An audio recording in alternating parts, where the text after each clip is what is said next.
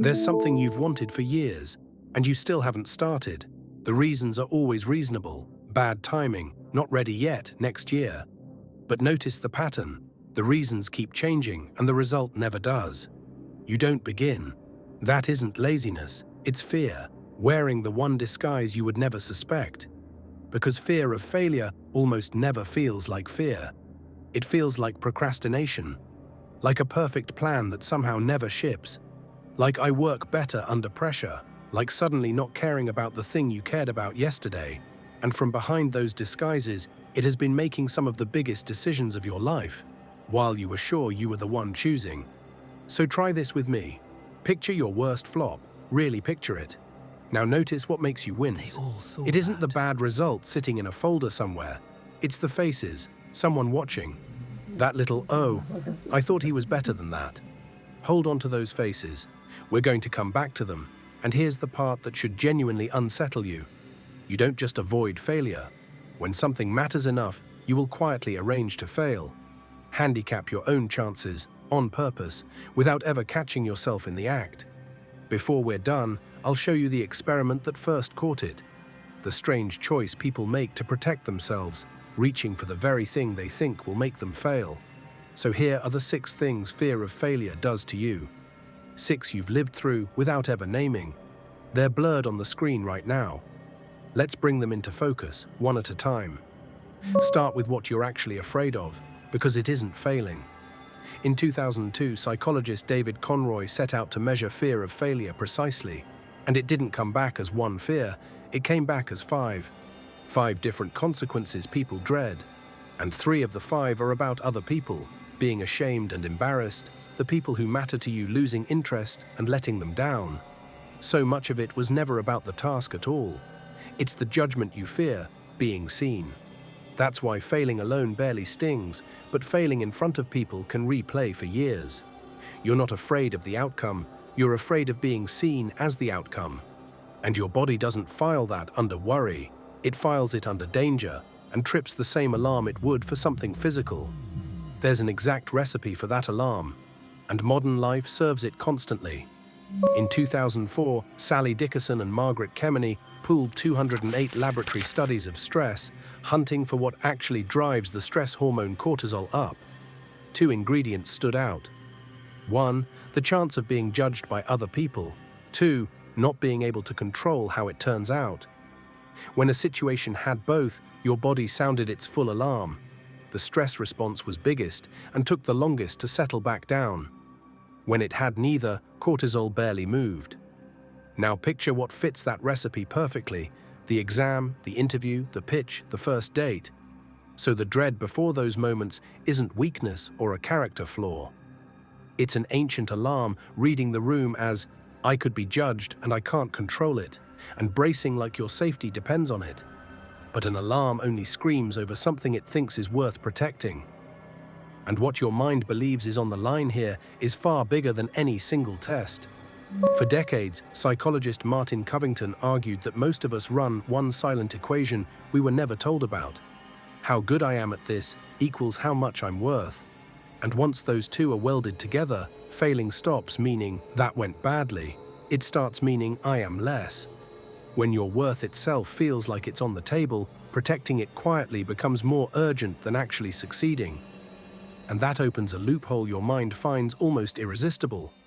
If you never fully try, failure can't prove anything. I could have, I just didn't feel like it, keeps your worth untouched, which makes real effort strangely dangerous. Because effort plus failure leads to the one sentence you can't stand to hear yourself say, I tried my hardest, and it turned out I wasn't enough. Here's the uncomfortable part. Most of us were handed that equation early, often by people who loved us, through a compliment designed to make us feel good about ourselves. Watch how that compliment backfires. In 1998, Claudia Mueller and Carol Dweck praised one group of kids for being smart. You must be smart at these. You must be smart at these. Another group they praised for trying hard. You must have worked hard at these. Then they handed every child a set of problems built to be too hard, so all of them failed. The kids praised for being smart came apart. They gave up sooner, enjoyed it less, and did worse on the very next set. Because if smart is what made you succeed, then struggling can only mean you're not. So if you grew up as the smart one, the gifted one, the kid who got it without trying, you may have learned that your value lives in not struggling. And that turns every difficult thing into a test of who you are, not just what you can do. Which sets up the strangest move of all, the one I promised you, where fear stops making you avoid the test and starts making you break it yourself. Psychologists have a name for it: self-handicapping, putting an obstacle in your own path so that if you fail, you've got something to blame that isn't you. And the experiment that first caught people doing it is as clever as it is unsettling. In 1978, Stephen Berglas and Edward Jones gave a group of men a set of puzzles and told them they'd done brilliantly. But the puzzles had secretly been impossible, so the men had no real idea whether they were genuinely good or had just gotten lucky. Then, before a second test, each man was offered a choice of 2 pills. One said to sharpen performance, one said to wreck it. The men who couldn't tell how good they were reached for the pill that would sabotage them. That's the promise paid off. And you've done a gentler version 100 times. The all-nighter instead of a week of steady work. The honestly, I barely tried. Not applying at all, so you can't be turned down. Each one builds the same shield. If I fail, it wasn't me, it was the handicap. But look at the price. The shield only works by costing you the exact thing you wanted. And it leaves one question you will never get to answer. Who could you have been if you'd actually fully tried? Let me step out of the research for a second. Because if you've spent the last few minutes quietly recognizing yourself in all this, I don't want you walking away thinking you're broken. You're not. You're running a protection program that got installed before you were ever asked. Hold on to that one. Now, let me step back into the research. Here's the last thing the research found, and it's the one that lets you off the hook. The audience you're so afraid of, the one keeping score of every flop, is mostly imaginary. Remember those faces you pictured at the very start? Most of them aren't even looking. In 2000, psychologist Thomas Gilovich and his colleagues had students walk into a room, one by one, wearing a deeply embarrassing shirt, looking at me. each one sure they were about to be noticed and remembered. Before I tell you, guess how many actually did.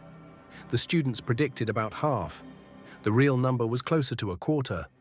We're all convinced the room is watching. So the move isn't to stop caring, it's to pull apart 2 things that got welded together.